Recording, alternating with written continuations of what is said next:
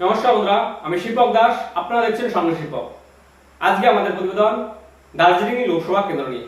এই দার্জিলিং লোকসভা কেন্দ্রের অন্তর্গত যে 7টি বিধানসভা রয়েছে, এই 7টি বিধানসভায় এবারের লোকসভা নির্বাচনে বিধানসভা ভিত্তিক কি ফলাফল হয়েছে তাই আপনাদের সামনে তথ্য সহ আলোচনা করব। বন্ধুরা, এই দার্জিলিং লোকসভা কেন্দ্র মূলত 7টি বিধানসভা নিয়ে গঠিত হয়েছে। এই 7টি বিধানসভা হলো কালিম্পং বিধানসভা, দার্জিলিং বিধানসভা, কার্শিয়াং বিধানসভা, মাটিগাড়া লকসালবাড়ি বিধানসভা, শিলিগুড়ি বিধানসভা, ফাঁসিদাওয়া বিধানসভা এবং চোপড়া বিধানসভা। এই 7টি বিধানসভা নিয়ে মূলত এই দার্জিলিং লোকসভা কেন্দ্র গঠিত হয়েছে। আমরা শুরুতেই দার্জিলিং লোকসভা কেন্দ্রের যে বিধানসভা দেখব তা হলো কালিম্পং বিধানসভা। এই কালিম্পং বিধানসভায় তৃণমূল কংগ্রেস প্রার্থী ভোট পেয়েছে 54,113টি ভোট, বিজেপি প্রার্থী ভোট পেয়েছে 77,745টি ভোট এবং কংগ্রেস প্রার্থী ভোট পেয়েছে 6,092টি ভোট। এই কালিম্পং বিধানসভাতে তৃণমূল কংগ্রেস প্রার্থীর থেকে বিজেপি প্রার্থী অনেকটাই এগিয়ে। তারপর আমরা দেখব দার্জিলিং লোকসভা বিধানসভা কেন্দ্র। এই দার্জিলিং বিধানসভায় তৃণমূল কংগ্রেস প্রার্থী ভোট পেয়েছে 55,960টি ভোট, বিজেপি প্রার্থী ভোট পেয়েছে 87,252টি ভোট এবং কংগ্রেস প্রার্থী ভোট পেয়েছে 6,691টি ভোট। এই দার্জিলিং লোকসভা বিধানসভা কেন্দ্রে বিজেপি প্রার্থী তৃণমূল প্রার্থীর থেকে অনেকটাই এগিয়ে। তারপর আমরা দেখব কার্শিয়াং বিধানসভা।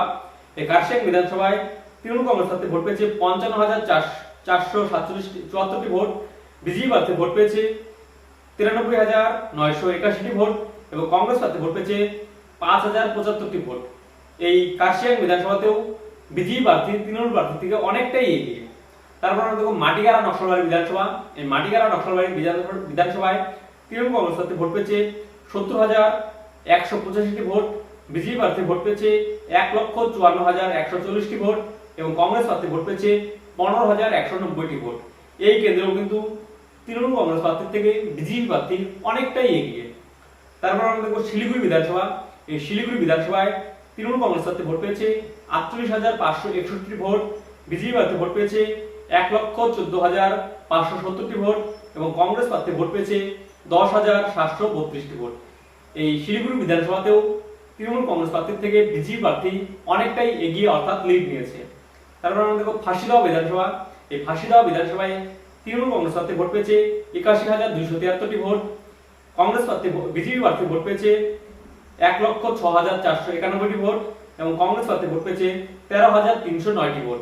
এই কেন্দ্র কিন্তু তৃণমূল প্রার্থীর থেকে বিজেপি প্রার্থী অনেকটাই এগিয়ে অর্থাৎ লিড নিয়েছে। তারপর আমরা দেখব চোপড়া বিধানসভা।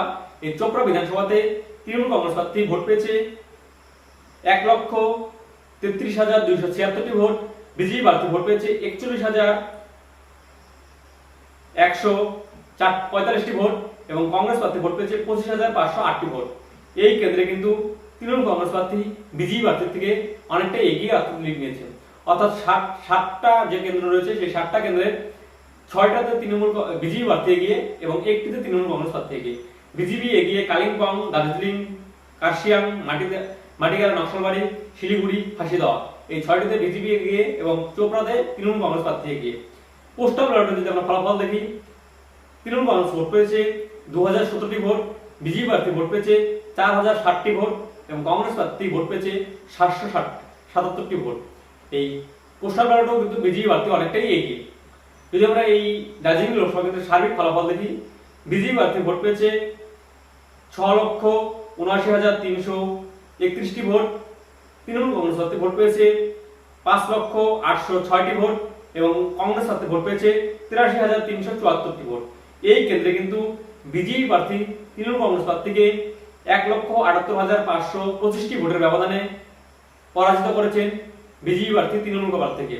তো বন্ধুরা, আজকে আমাদের এই দার্জিলিং লোকসভা কেন্দ্রের যে 7টি কেন্দ্রের ফলাফল তোমাদের কেমন লাগলো অবশ্যই তোমরা কমেন্টের মাধ্যমে জানাবে। যদি ভালো লাগে অবশ্যই লাইক, কমেন্ট, শেয়ার আর যারা এখনো সাবস্ক্রাইব করনি তারা অবশ্যই সাবস্ক্রাইব করবে। সাবস্ক্রাইব করলে নিত্য নতুন ভিডিও দিতে আমরা উৎসাহিত হই। নমস্কার, ধন্যবাদ।